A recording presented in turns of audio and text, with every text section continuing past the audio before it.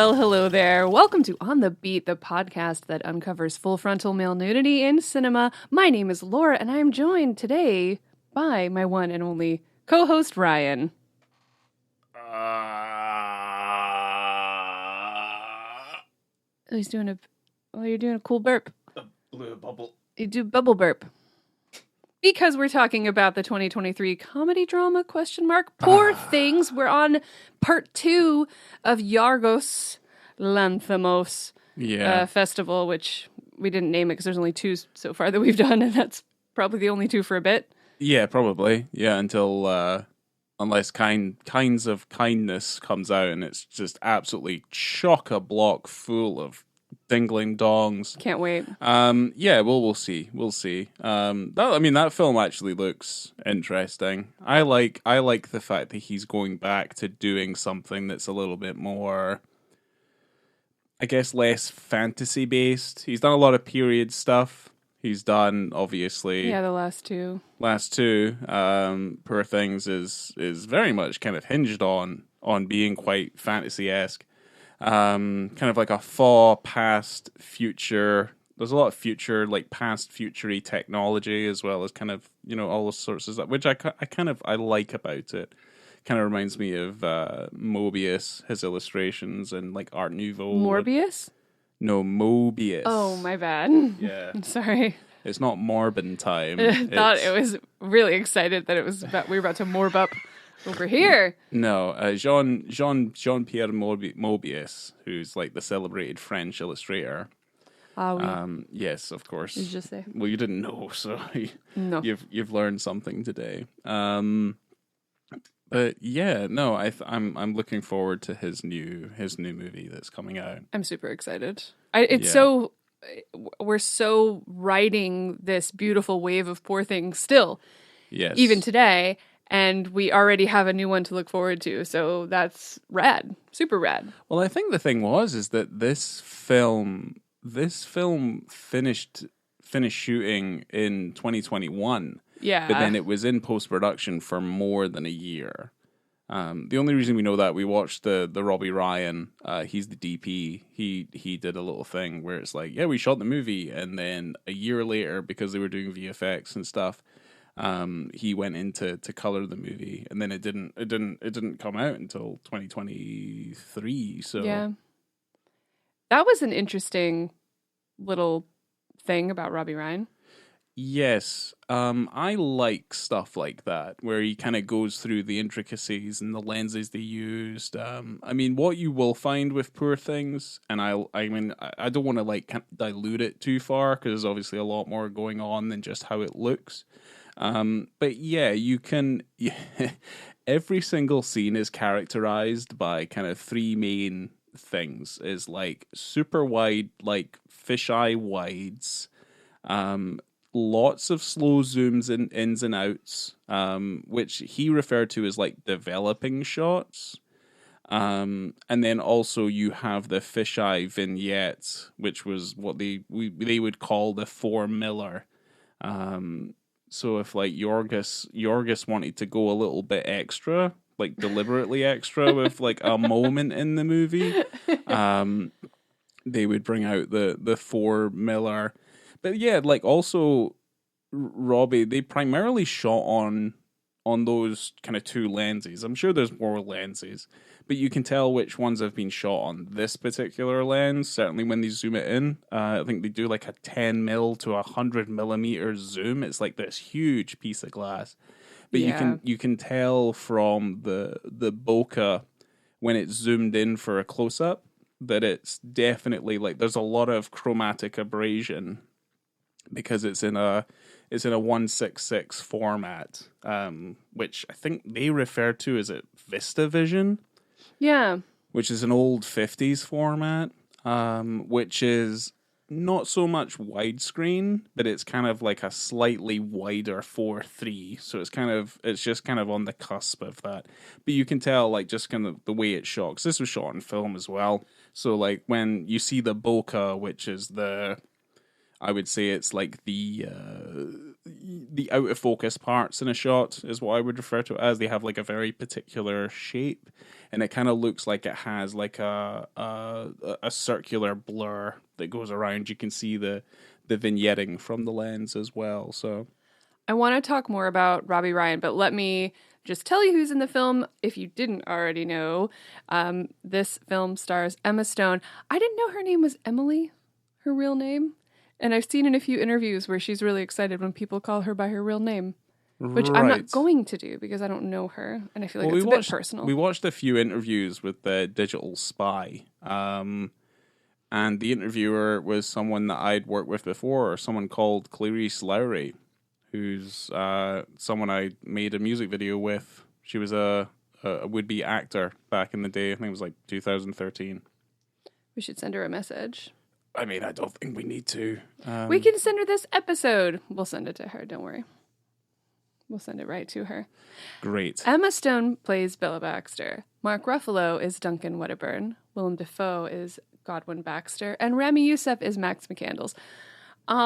Directed by Yorgos Lanthimos, as we already know. Yes, we already pointed that out. And yeah, so Robbie Ryan, I wrote down, really surprised me. I don't know why he seemed so familiar, and then it made sense because he worked on Red Road, Fish Tank, American Honey, which were all directed by Andrea Arnold. Yes. He also worked with Noah Baumbach. He shot Marriage Story, and he did a bunch. That movie looks real good. Yeah, and he did a bunch of Ken Loach stuff as well. Wow. Okay. So that's why he's very familiar. Yeah. Seems like a nice fella. Well, he seems like he's got a quite a wide array of like styles. Yeah. But yeah, there'll be something kind of at the heart of his stuff that kind of ties everything together. I mean, I like the look of all of his stuff because he's obviously worked primarily with I don't want to call them like low budget filmmakers, but certainly Andrea Arnold and Ken Loach aren't doing 100 and 200 million dollar pictures. Right. So, and certainly they're very much hinged within realism cinema. Certainly Ken Loach, it was fun watching that interview with him because he seemed like he was having such a nice time doing weird shit. Yeah, because it sounds like they were actually having fun. Because as much as this is a kind of very out there, kind of hyper fantasy, it's very much at the heart of it. It's a comedy drama. It's very funny. It's very knowingly funny. And I think we've done Dogtooth, and I think just as a development of his style, Dogtooth is an incredibly uncomfortable film to watch. But on repeated viewings, you can definitely see this is like pitch black humor that he's going for here. Yeah. What he has with Poor Things is, I think it's a greater distillation of this, like the tonal shifts in his films where it can be quite dramatic, but then at other points it just veers completely, T-bones its dramatic effect into being like a kind of, like a weird comedy, like strangely. And I think Emma Stone, and I definitely think that Mark Ruffalo, and less so Willem Dafoe, but I think Willem Dafoe, like a lot of the writing is so strong, like the dialogue is so strong that it allows, because it is so deadpan and it's so kind of it has so much conviction in the material that you're taken along for the ride. So you're adjusting to, because for me personally with Dogtooth, it's like, Jesus Christ, like this seems very realistic. But then when you adjust to kind of how it is, as opposed to say Poor Things, which is, from the most part, it's a world that you kind of recognize, but not so recognize. Kind of, I would say, like kind of hyper realistic. It's sort of kind of like Jacques Tati, Jean-Pierre Jeunet, like sort of world that's kind of off kilter. It's kind of like warped. It's like the Cabinet of Dr. Caligari sort of type.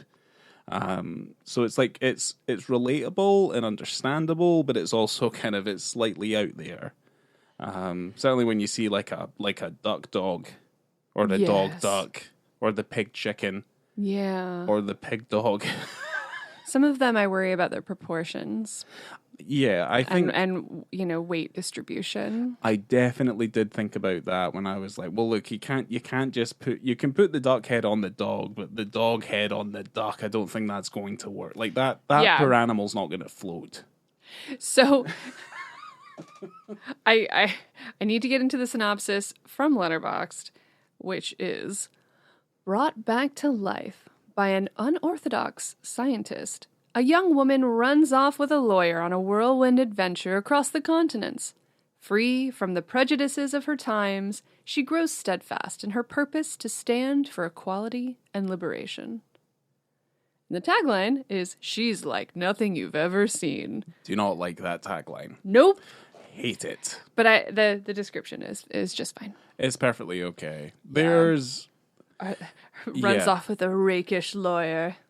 He is a rakish. He's a cad. Oh my gosh! He is. Mark. He's the standout role in this film. Mark gives me life. Mark makes me laugh so much. Yes. Mark is a goddamn national treasure. Yeah. And we should all just be happy that we're alive in the same world as Mark Ruffalo. Everybody in the movie is very good. I think Emma Stone carries the film. She's incredible. Yeah, she's amazing. Sorry, I didn't mean to just shout out Mark Ruffalo so freaking hard, but Emma Stone is amazing. Yeah. Amazing. You kind of expect nothing less. She's wonderful. Of her. Ever since Superbad, Easy A, back in the day, I love Emma Stone. Really? You would say that? Well, I mean, she's good in Superbad, but she doesn't carry the movie. No, she doesn't carry. Yeah. That, obviously, that's left to Jonah Hill. Yeah. I mean, I'd go too. back to the Amazing Spider-Man films. I think she's really good in that first one. No, she's a great Gwen Stacy. Yeah, she's Those great. Films are fine. Yeah. She was great in Easy A. Do you remember that? Did you see that one? I don't know. Isn't there another one she was in? She's in a lot. There's tons of stuff that she's in. La La Land I can do without. They're both just so beautiful. Oh, also the one with Steve Carell. Oh yeah, is it? It's not Dirty Rotten Stranger, Scoundrel. Sorry, it's no, the one with Steve Carell and Ryan Gosling. Crazy Stupid Love. Crazy Stupid Love. There we go. Yeah, she's good in that movie. That's great. Everyone's great. Everyone's very beautiful. Okay. Well, everyone, we all love her. Yeah, everyone falls in love with her immediately. She's cute. She's because she's funny. She's funny and she seems like a genuine human being. Yeah, she does. So. I mean, I would say that she's pretty much a standout performance. Like she is. Well, she won an Oscar again. I don't like using the Oscars as like a barometer for quality because they celebrated Oppenheimer quite a bit this year. But. Lack of dicks in Oppenheimer. What a joke. The way Cillian Murphy crossed his legs as if he's never shown that penis before makes me sick. I would also like to point out that the film did so well at making sure that its male stars got all of the attention and all of the females, all of the women who were playing roles in that film pretty much looked like 2D cardboard cutouts. These women are just crazy, and they're just here to serve these genius men. I have no idea why Christopher Nolan continues to make films. Do you know he's going to be knighted? I mean... Did you hear that? Yeah, but Danny Boyle was going to be knighted, and he went, fuck that. Well, he's a cool guy. It doesn't mean anything. It means nothing. What, fucking Sausage Fingers is going to come up to him and fucking knight him? Good for him. Yeah. That's exactly what's going to happen. Contributions to cinema. It's like, well done. Congratulations for the first 2/3 of The Dark Knight. Like, okay. Thanks. I'm going to choke. Yeah. Will he be the White Knight? Oh, God. Yeah. Okay. I don't hate Christopher Nolan stuff. I'm kind of bamboozled by how much attention he gets. Because he's like the bro cinephile choice. I was going to say that I like him as a person. I think he's a cool dude probably based on how much he likes the Fast and Furious franchise, but That's fine. I feel like he is championed in such a way that just kind of makes it slightly detestable. Okay. And I'm like, oh, really? Because like Following's good. Memento's really good. I have a really soft spot for Insomnia because no one really likes that movie, but I think it's better than the original. And then I also like The Prestige. The Batman movies I could really do without. Like, I really don't care for them too much. I do like the first couple Batman and Interstellar movies. is actually very good again up until like the ending. So that's the only issue I kind of have with that movie. Fine. He's fine. You know who's even better? Alistair Gray, who wrote the novel Poor Things back in 1992. A fellow Scotsman. There you go. So. Which I know a lot of Scots people were really pissed off that this turned into an English film. Kind of. Like everyone has English accents. I don't know what the accent that Willem Dafoe is putting on. I think it's meant to be like some sort of pseudo-Scots accent. It's kind of weird. It's sort of like very similar, but slightly different to the accent he had in The Lighthouse, which was kind of like the old New England sort of accent that he had in that. Okay. But the thing is, like, I don't really have too many issues with that. I kind of, like, I feel like it gets bundled together as, like, we're doing a period thing, and this is also kind of like a farcical comedy. Like, this is what it would be like on this stage. Because Yorgos he did The Favourite, and that's obviously slightly more of a period piece. Well, that's definitely an English Yes. based And film. that is This English. is not. It is now, but Yes, but I also forgive it for the fact that it's also fantasy. It's also not real. Like, there's a lot of stuff that happens in it that isn't real. what makes me a little bit bummed out is this movie. The idea of the egg of the idea, right? Or the seed, maybe the seed, started back in 2009. So Yorgos messaged or got in touch with Alistair Gray back in 2009 and went to Scotland and met with him. And Alistair took him around Glasgow and showed him all the places where he thought, oh, I think this is where this should go. I think this is where you could shoot this thing. And because he knew, he wrote the book based in that area. So he knew exactly where all the inspiration came from. And after that meeting, he gave Yorgos yes, you can adapt my book. And this is the first adaptation he's ever done. But he passed away, obviously, so we never got to see it on screen because that took so long to do. As someone who's familiar with his artwork more than, say, like his novelizations, I have a friend in Glasgow. Her mother's house. Alistair Gray was a friend of hers, so he painted a mural in her hallway.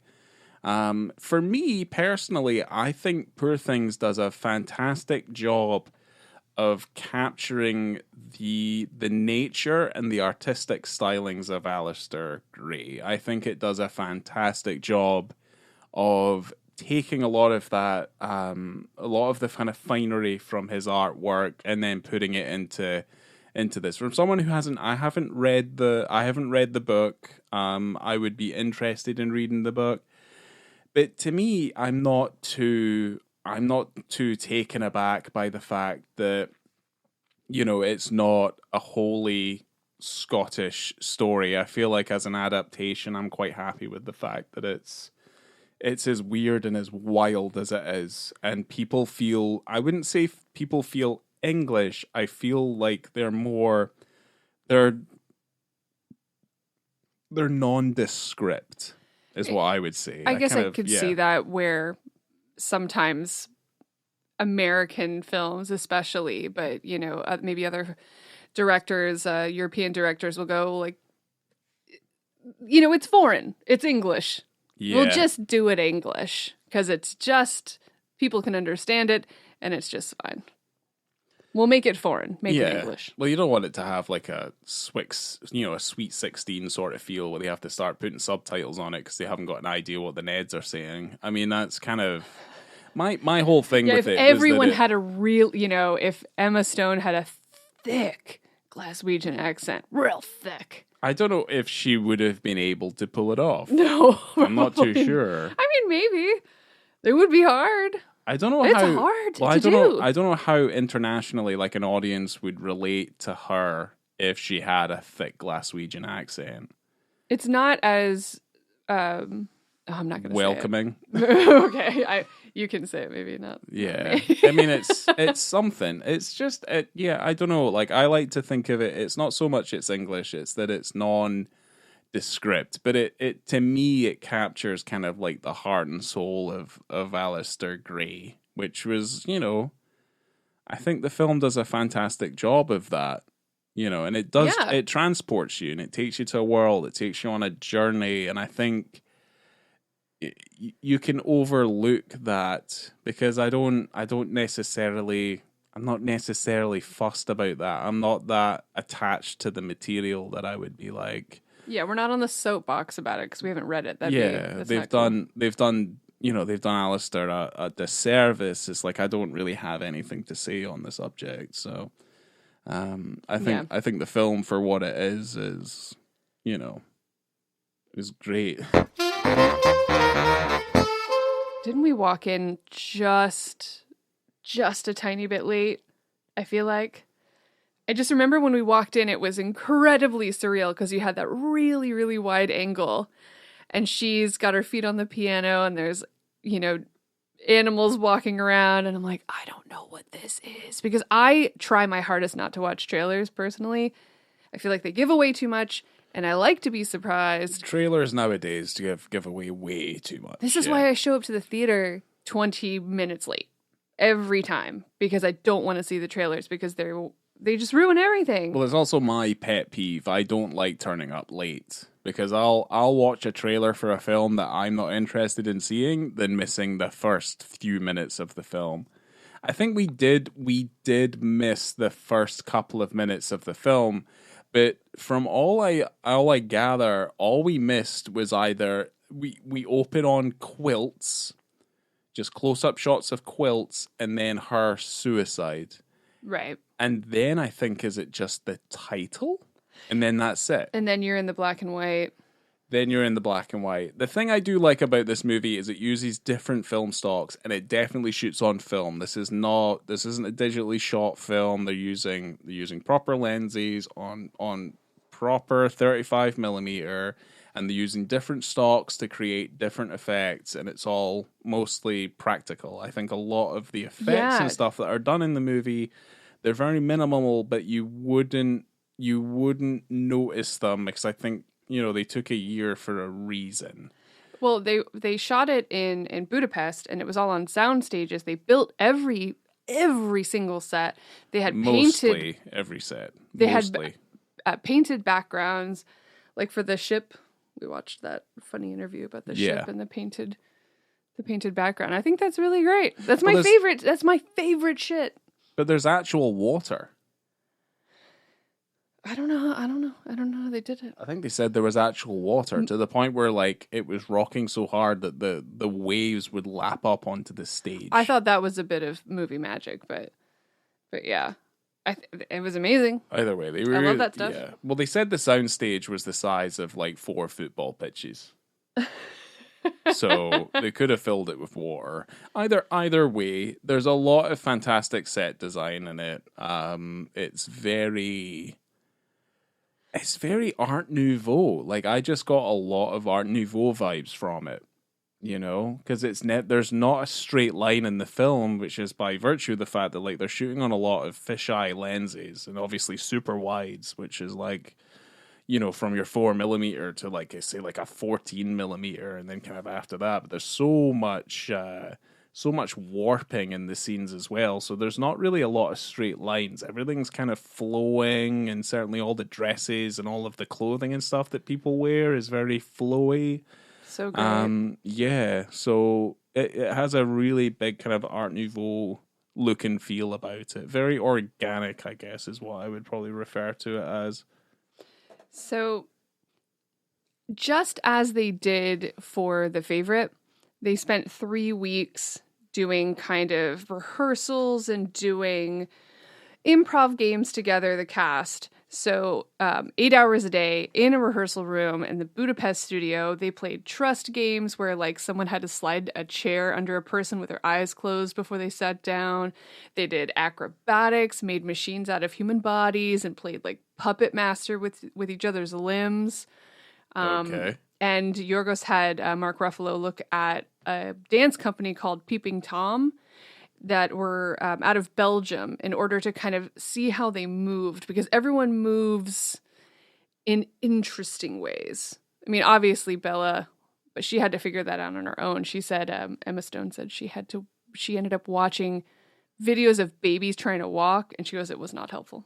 She had to figure out like a whole new thing on her own. Yeah. There's her arc at least is relatively quite well defined, but I think that it's one of those sort of character arcs that if you were to watch the movie with the sound off, you would understand from the way her body language develops from the beginning of the film to the end of the film. Even just her facial expressions, the way her eyes move. Just the way she carries herself. Yeah. Like by the end of the film as well. Like her... Yeah, because she's less wobbly, less kind of, she's less... stiff-legged. Yeah, she's like incredibly stiff, and just her exaggerated facial expressions to the point where it's kind of like while she begins to educate herself, the sternness and the exacting nature of her character starts to show through a little bit more. Yeah.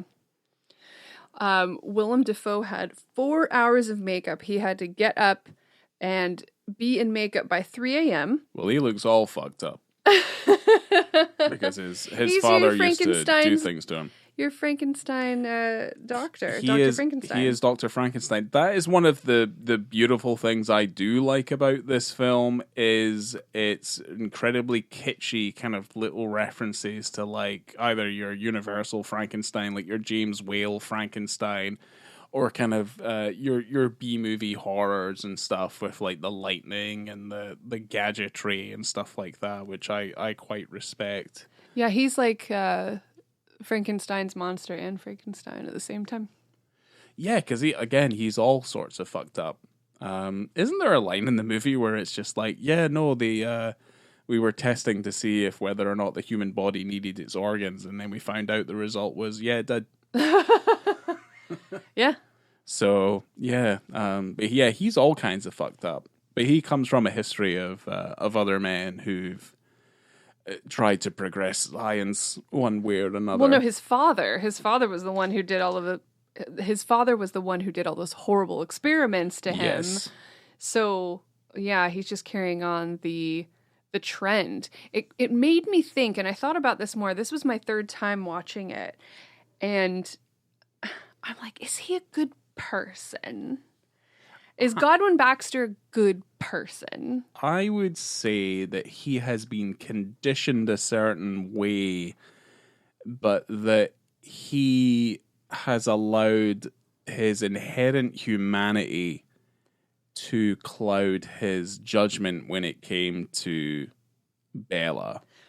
Right, but just even doing the things that he did, doing all of the experiments, because he hides himself away. It's not as though he takes his experiments and puts them out to say, look at the amazing thing I've done. Look at this goose dog. Look at this pig chicken. Look at this woman whose fetus's brain I took out and then stuck it in her head. And then, like that's all sorts of fucked up.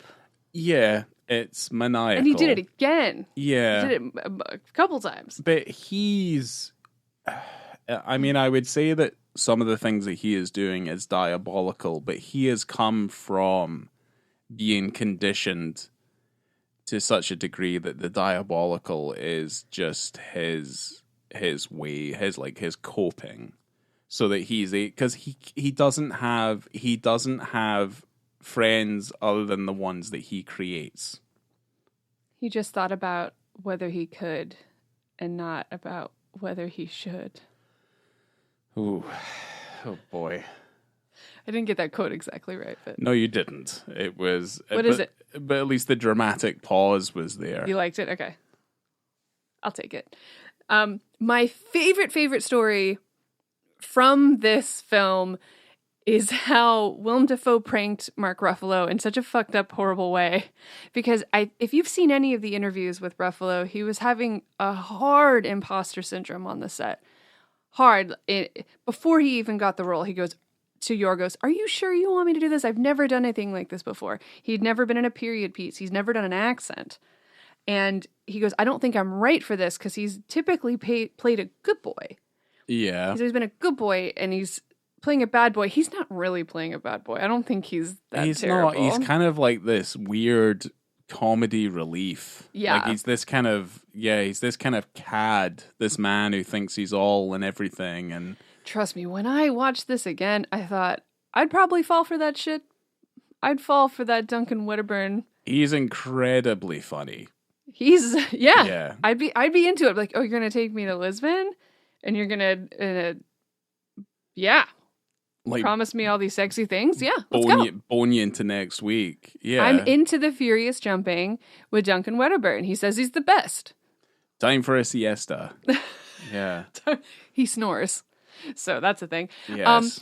So Mark Ruffalo's having imposter syndrome, and Willem Dafoe's placating him every day. Like, you're good enough. You're good enough. You can do this.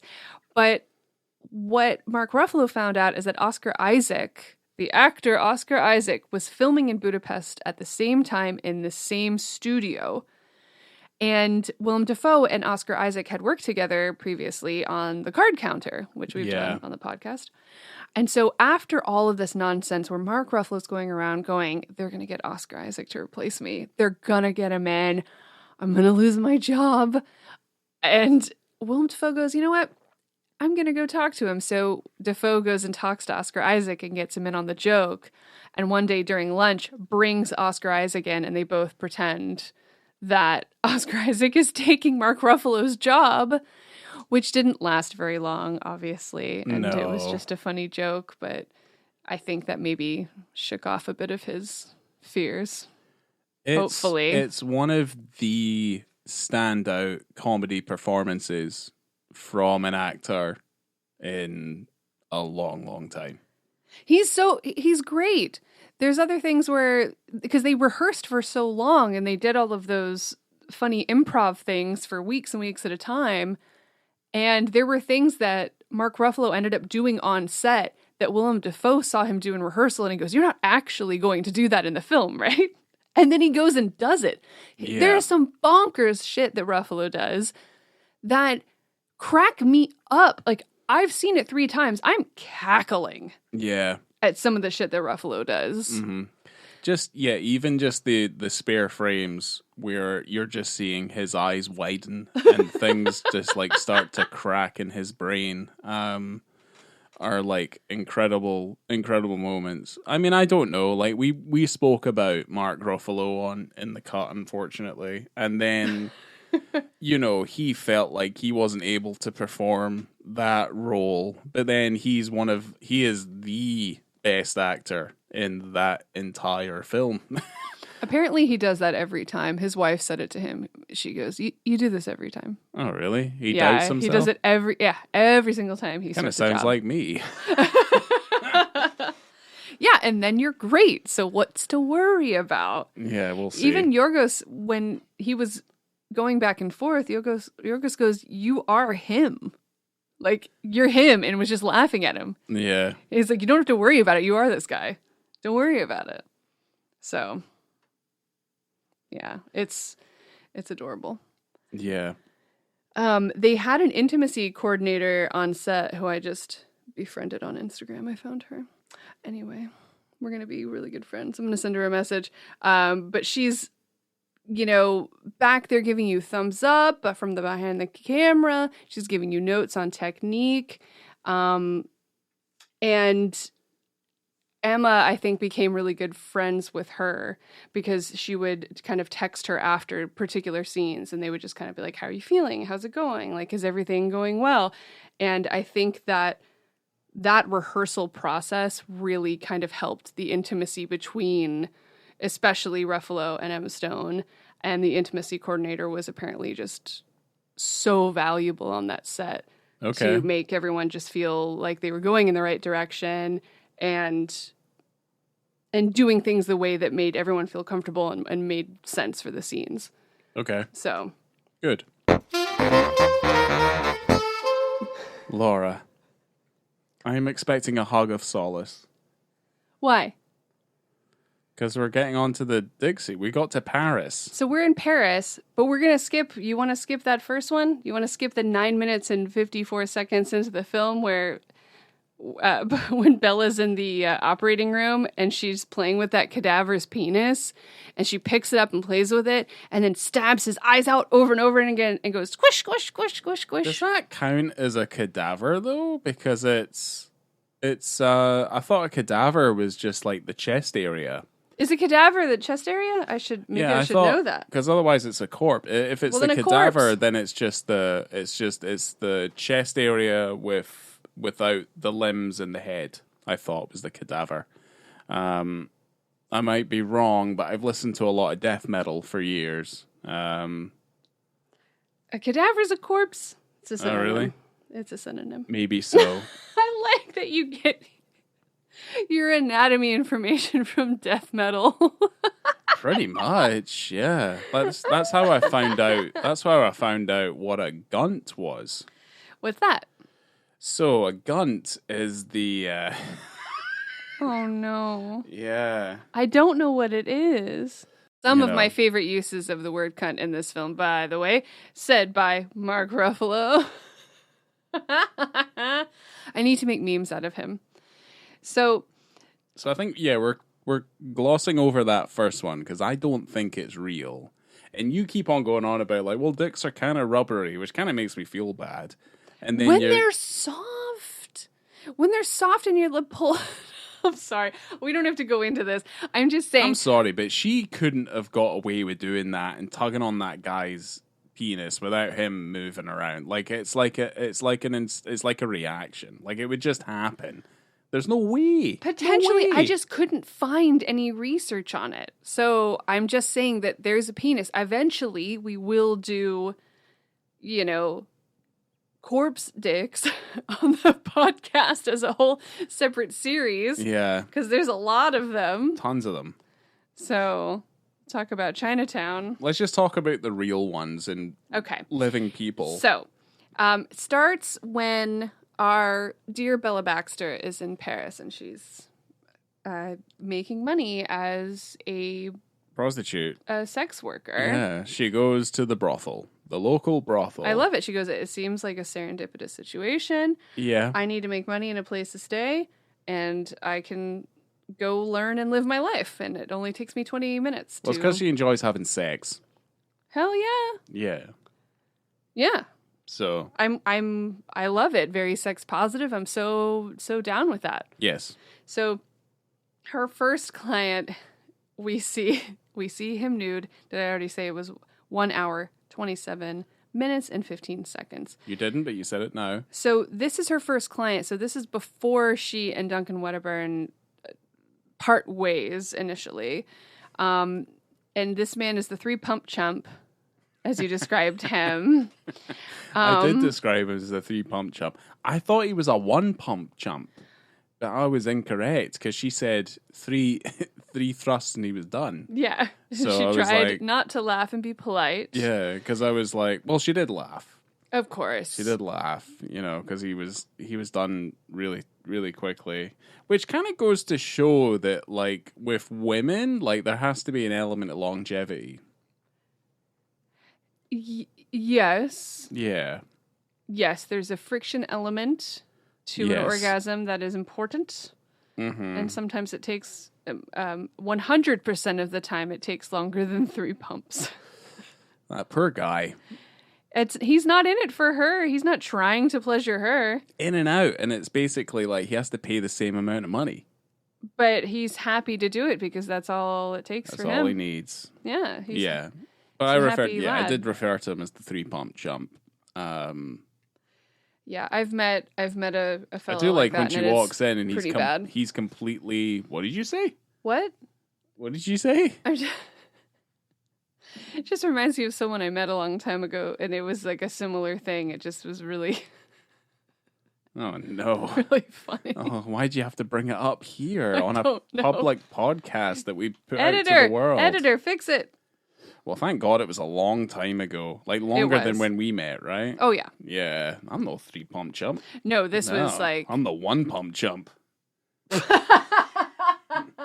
I just do My man. one big pump and it's done. You do that thing like the Mormons. It's just called soaking. Yeah, that's it. That's what we do in our house. Yeah, I just leave it in there.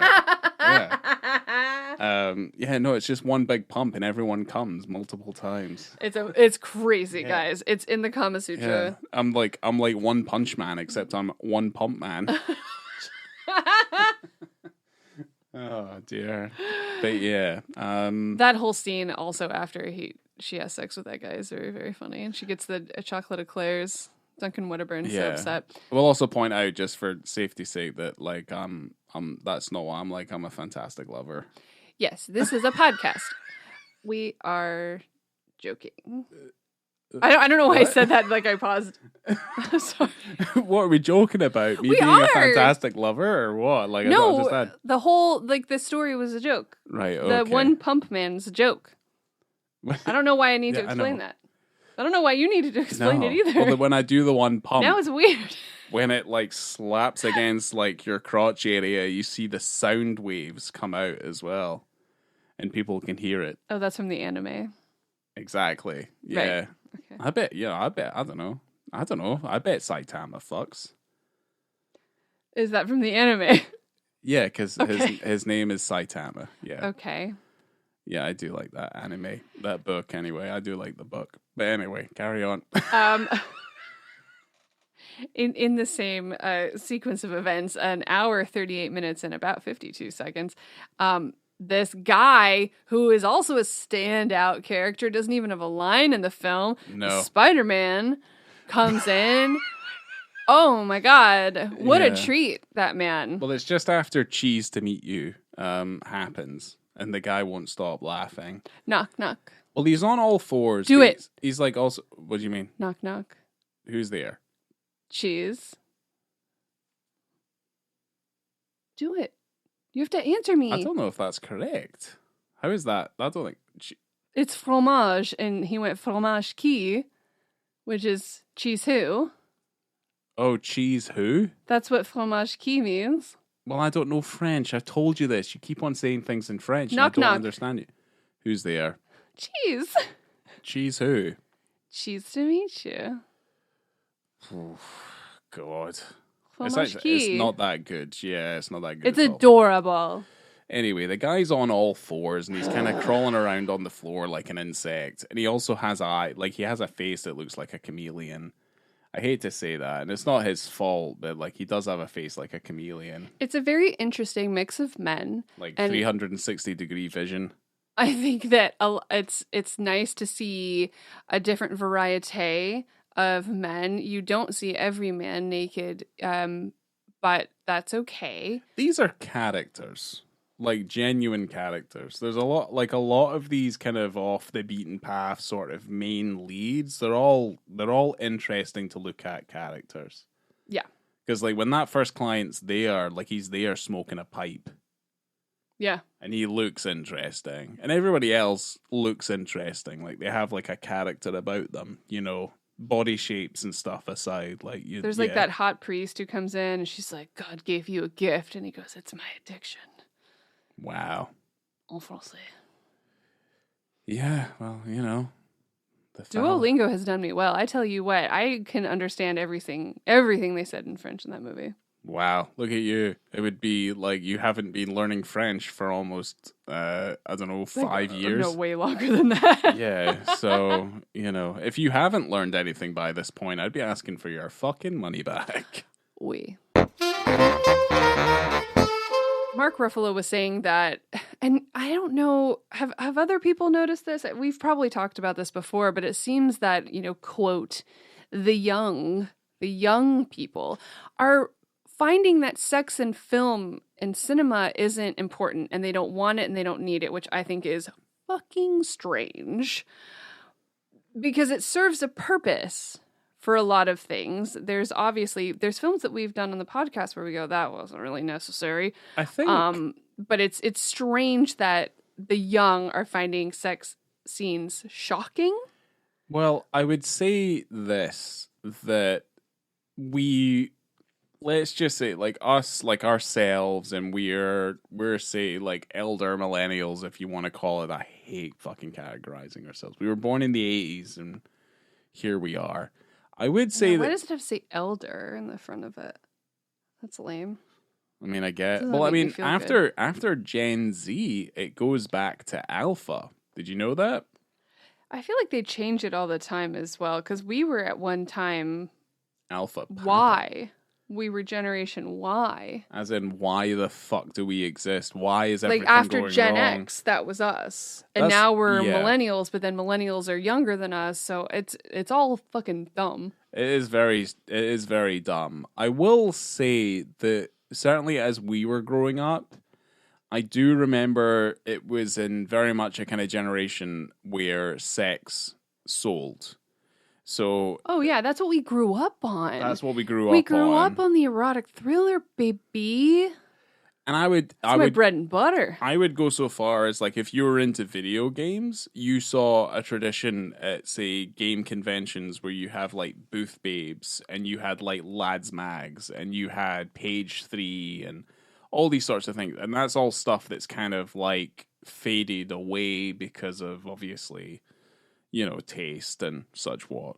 And I would also say that with this current generation who are just like, we're not interested in sex as a storytelling mechanic, is that they are, there's like less of an intention, certainly with sex, where it's like sex to breed, sex to have fun, or sex just in general is like, it feels like this kind of dirty idea. So you have a lot of people who feel like they're asexual or they just don't need to partake in that sort of thing because it's not like a defining characteristic. They're looking for more of a kind of emotional bond with certain people, which I think is kind of more now. I don't really give a fuck. Like, I wouldn't mind, I like fucking. Why But, not like, both? Yeah, why not both? But at the same time, I can understand why using it as, say, like a storytelling mechanic, they could say potentially that it's maybe a little bit trite. I don't agree. No. But Because at it's the same also time, a part of life, you know? very much so, yes. It's why life exists. So, and it's But if we've learned anything from, say, looking at social media or looking at TikTok at this kind of current generation, is they all tend to be kind of contrary. For the sake of being contrary. And that's not to Ouch. kind of put it out there to be like, if something's not the status, anything that goes against the status quo, I kind of feel. And I feel like that kind of ages me a little bit. Like, I feel like that makes me feel a little bit like a granddad where I'm just like, well, you just want to be different, don't you? Listening to your punk music. makes you sound like a hipster. It does make me sound like a hipster. But at the same time, like, I mean, I dress like a fucking asshole. Like, for the most part, like, I wear colors and stuff, and I'm very kind of What? bright and colorful. I do You dress. wear colors that makes you an asshole? I dress like fucking goofy. Like, I do. Like, I dress like a goofball. You're a trousers and t-shirt man. I don't even know what you're talking about. You seem pretty on point to me. I'm a basic man, but like I think You're a fashion forward and I gentleman. roll up my trouser cuffs and I wear fancy shoes that have the illustrations of You're a fancy shoe guy. Keith Haring and stuff on them, and I represent. Okay, I have more things to say about Mark Ruffalo. So, just wanted to in put it out there. terms, you wanted to put forward that you're a fashion man. I understand, and everyone knows you're a fashion boy. I wanted a balanced argument for why You want a kids new today- balanced argument for shoes. kids today don't want to see a slow-mo against the window romantic scene like we saw in Top Gun. They don't want to see Patrick Swayze boning a chick up against a really hard rocky fireplace. Just kidding. We do. Okay, so Mark Ruffalo says that trend with young people thinking sex scenes are shocking. He's like, it's weird. There's an explosion of pornography in this one sense, and then a total move towards prudishness on a mass media side. He said that he's very sex positive in his house. And he doesn't like how a lot of things can be kind of reduced to a trauma plot in terms of sex in cinema. Yeah. Instead of having more of a more naturalistic, casual, this is sex, this is life, this is learning, this is relationships, et cetera, et cetera. Sex doesn't have to be trauma. It sometimes is, unfortunately, but Yeah, I guess. Yeah, when you see like a such a build up and a boom of.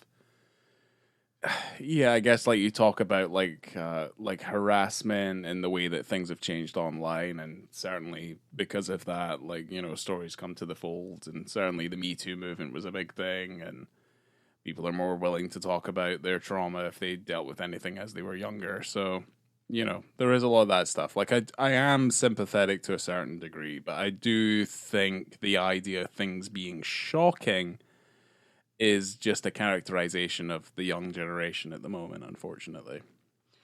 Yeah, Emma Stone said that for the camera to shy away from sex or to just say like, okay, we'll cut all of this out because our society functions in a particular way, for this film would be disingenuous.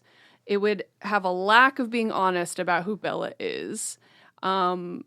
And Emma Stone, she goes, I'm not a person that wants to be naked all the time, but I am someone who wants to honor the characters as fully as I can, which... That makes sense. Of course, yeah, because you're an actor, and that's fine. It's interesting reading and seeing all these interviews. For her in this character, for them to shy away from that particular aspect would be weird. It'd be super weird. And we were talking about this when we were watching the movie earlier, how I never thought, because I do research and I'm trying to figure out, what is the take from the director. Research? I sure do.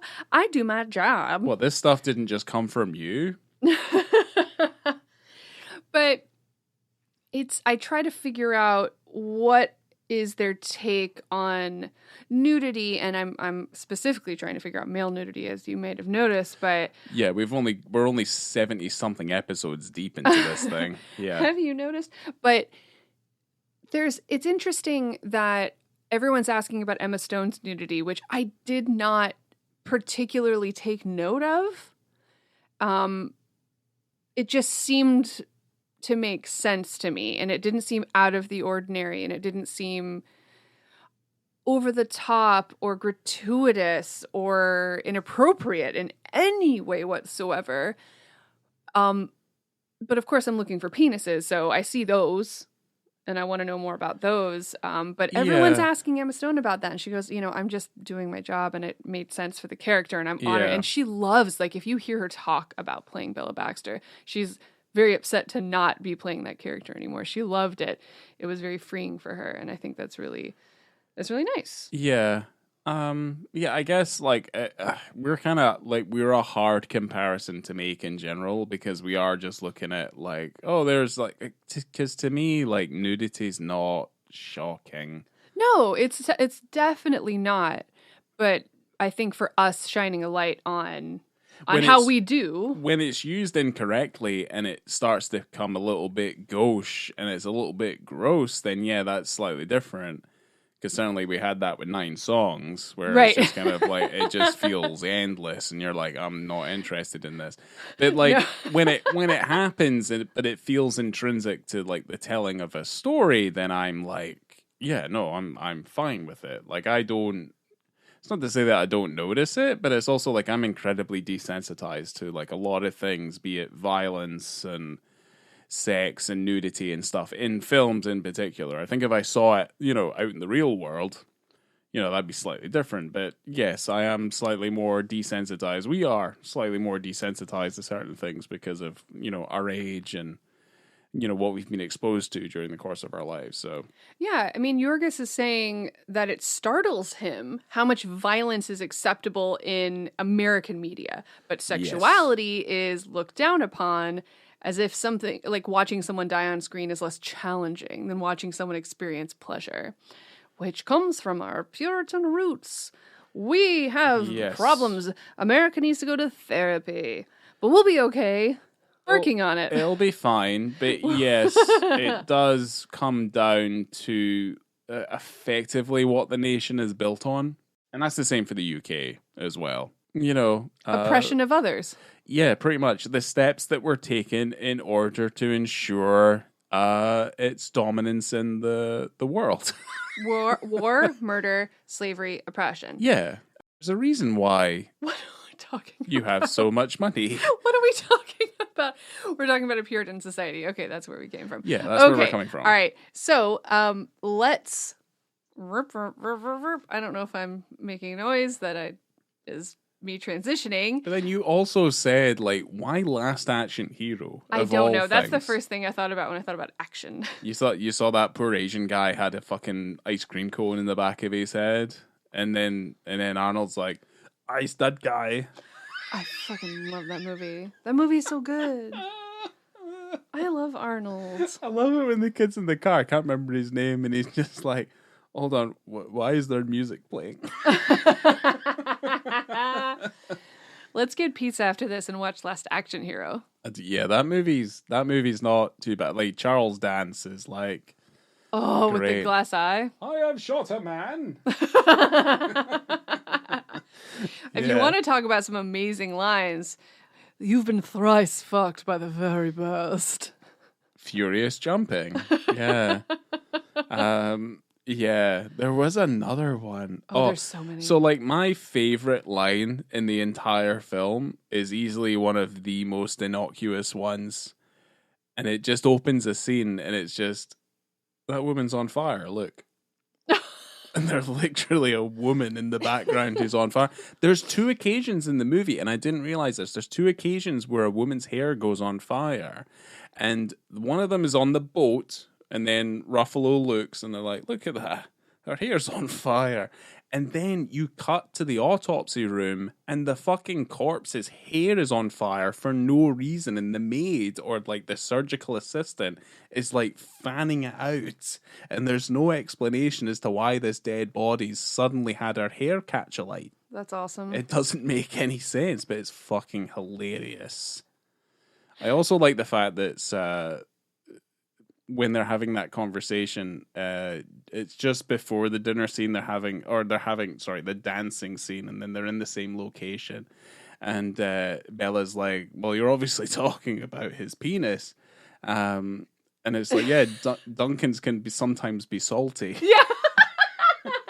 So there's a rollicking. lot, rollicking, yeah, it's like, I'm gonna go punch that baby. Like, why all those, keep it in my mouth yeah, if it is revolting? of course. Yeah, punching the baby is amazing. Yeah. Yeah, that's probably one of the best comedy zooms in the film, is where they zoom in on, like, oh no, there is actually a fucking baby there. There is definitely a baby there. Yeah. I mean, also just Mark Ruffalo screaming, cunt! We've done a fantastic job of not really talking about the movie and talking about how it was made, because it would be spoiled if you kind of listen to us just go on scene for scene about what it's about. But I would do it for days. I love this still.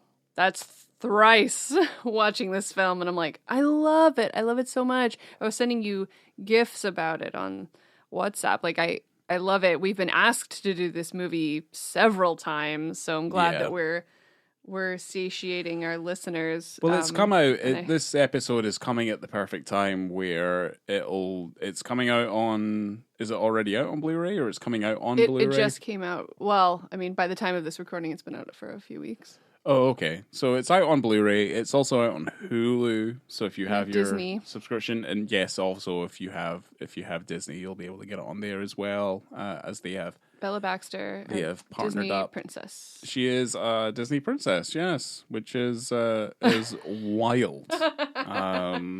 Isn't there some sort of there's super fucked up stuff on Disney right now where like you It was weird watching it on Disney. I gotta say, I liked it. yeah. You remember the singer in Lisbon in the film? I just want to bring it back to this woman because I thought it was interesting. No. She was on the balcony and playing that beautiful song, and Bella Baxter was kind of staring at her. It was a moment before she barfed up all of her tarts in Lisbon in the beginning of the film. Okay. Anyway, Well, her then she name gets laid as well, right? Or like that kind of caps off that moment. She gets laid by a guy in the alleyway. Well, you never see any of that. I think that might be later. Okay. But it's her first time kind of being loose and getting free and being alone and just exploring. Right. And she eats all Well, those tarts and she what are you listens to getting at? music. Anyway, her name is Carmina and she's a Portuguese fado singer from Lisbon. And so Yorgos sent her an email about doing a cameo. And Carmina goes, maybe someone should play guitar. And Yorgos was like, I don't want a man to do it specifically. But Carmino did not know how to play guitar, but she goes, let me get some time to get back to you. So she took 1 week, learned how to play this one song on guitar, and then told him she'd do the film. All right. So she specifically learned how to play guitar so she would be in the film. I like the fact that she didn't want a man specifically to do it. But then it would have also have been weird if there was another woman there who was also Like if playing someone the else guitar. was there playing If someone guitar. else was there, it would be weird. Because she's a singer by trade, so she's like... Of course, but until you told me that, I would not have known that. Of course. It would have just been a case of just like, there's a woman and it's Lisbon, and it's kind of stereotypical in a way. Where it's kind of, there's a woman on the balcony singing and she has a guitar. It's beautiful, though. Yeah, so it's like a nice moment. All right. How are we feeling? Are you ready to hear... You're ready to do the wrap-up? Yes. So there were some accolades if you guys didn't know that this film was nominated for several Academy Awards. What? Yeah. 11 total. How did that happen? This is Mark Ruffalo's 4th nomination for Best Supporting. Oppenheimer was the big winner this year. Well, no, he didn't. Yeah, I mean. What happened to Barbie? Oh, yeah. What did happen to Barbie? Yeah, that's a shame. Love Barbie. Emma Stone, obviously, we already said, won her 2nd Oscar for Best Actress. She did, yeah. And Poor Things also won for Best Production Design, Makeup and Hairstyling, and Costume Design. If I could wear Bella Baxter's big puffy shirts and little silky shorts, I'd be a happy camper. I would. Yeah, I don't know how happy a camper I would be. I love it. Yes. Ruffles and like pirate style ruffles. It seems very kind of like Victorian clothing. Feels very restrictive. There's a lot of barriers there. It basically is, it's excluding the need for human contact. That's interesting. It's like it's like 80s shoulder pads. Which I also love. Yeah. I love because women want to have big shoulders because they're big, strong ladies and they don't need no man, just like Bella Baxter. That's fine. That's why you have to pad them out because you don't have real shoulders. I don't have big, yeah, I know. Yeah, that's true. That's a shame. Yeah. Let's do this. So, visibility and context. For me, I didn't write it down, so I'm doing it off the cuff. Well, try your best. Let's do 4. Okay. 4. Oh, God, it could probably be higher. It could probably be higher. I'm going to leave it at 4 just because the ratio is off, but I think that is just because of the way that the film is. It's not there's no focus on men. So it makes sense for it to not be balanced in terms of female versus male nudity. It doesn't need to be balanced. So it could potentially be higher. So take my 4 with a grain of salt. I think it's interesting that the variety that we have, it's certainly not a variety that we particularly got in something like Zola, which had a crazy variety of different full frontal male nudity. But I think that in the terms of the story, it makes sense. If there wasn't a penis in this movie, I would be freaking out. Freaking out. But that's not the case. Ryan? So I'd probably go higher. I'd say like a 4.5, just because of how much you do see. And I do think it's particularly clear. I think anything that's almost central to frame, or at least in the middle, wouldn't say quadrant, but in the middle third. I think anything that is apparent there, I think you have to give high marks to, because most films kind of they gimp out and they just don't show it either at all, or it's kind of hidden away, or they cut away from it super fast. In this case, it's there for a decent amount of time, and it's in a wide shot, because the majority of this film is in wide anyway. Yeah. But I mean, we'd say like 4.5, because like the context makes sense as well, because we're primarily fixated on this being a sexual situation. But the thing that I kind of respect from it as well is that it's playful. There's not a kind of menacing element to it.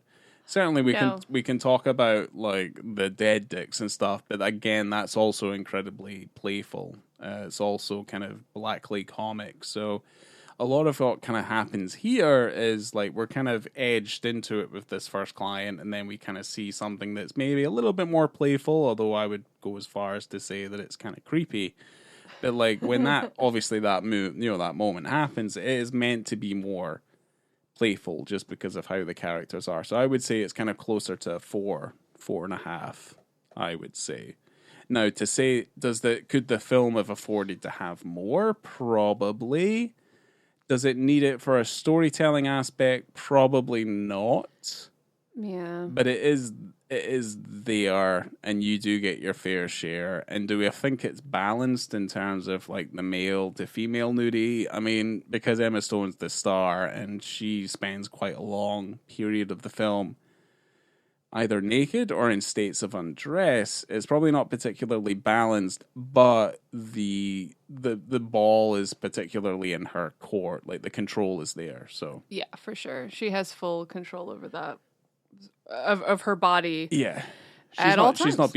She's not being exploited. There's no exploitation going on. So no. It's a beautiful thing. Film time. 5 stars. I love this movie so much. I love this movie. I give it 5 stars to start. I give it 5 stars the second time and the third time. I don't know when I will think less of it. I find it enjoyable. There's not a single moment that I find slow. The only part that I don't like as much is kind of further towards the end, where she meets a husband character that scares me. Yeah, that's the only part of the movie where I'm like, yeah, but I think it's essential it's so important. It's so important. I love when she comes out of that, and it's like it's just memories from a life I didn't live. Yeah, I know that's not exactly what she said, but it's horrifying. But I think she fucking takes care of it, and I love it. I love this movie.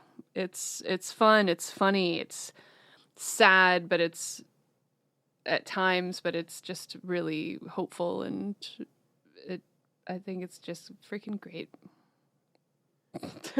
Yeah.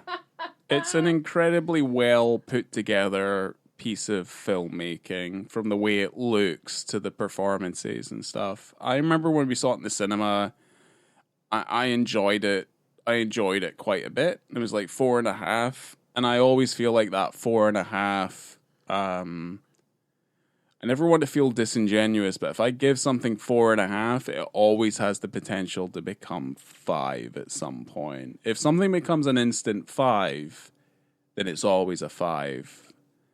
But I feel like a 4.5 always has the potential to be a 5. It's never disingenuous. So for me, I laughed a lot during this movie, and I kind of probably respect it a lot more, so I did give it a 5 this time. Oh my god! I was going to give it a 4 I'm falling off my damn chair right now. Because of the length.